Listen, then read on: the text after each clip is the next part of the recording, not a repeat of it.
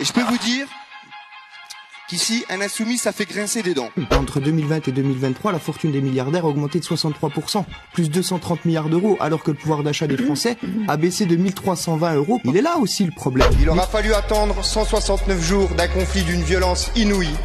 Il aura fallu éprouver la destruction de 70% des habitations à Gaza.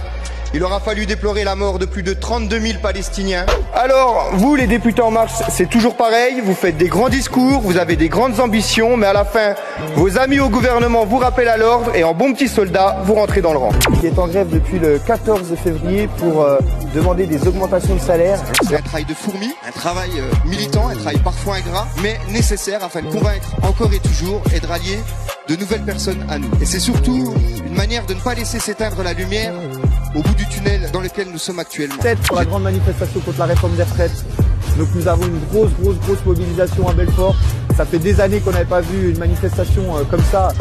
Et ce qui est normal au vu de la réforme des retraites que veut faire passer Emmanuel Macron et son gouvernement, une réforme qui est injuste et injustifiée. Enfin, dernier volet de mon intervention sur le recours par l'agence à des cabinets de conseil privés. Pour la création même de votre agence, l'État a eu recours au cabinet de conseil EY pour un montant de 2,4 millions d'euros, ce qui n'a pas empêché ce même cabinet de remporter un appel d'offres une fois l'agence créée.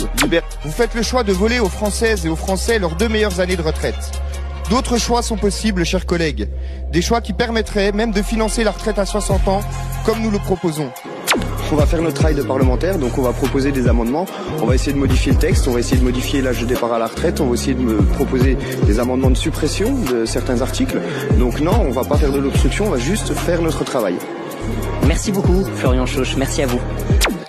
Certains ont peur que la gauche se réinstalle durablement, et moi je peux leur dire, ils ont effectivement raison d'avoir peur parce qu'on compte pas s'arrêter là.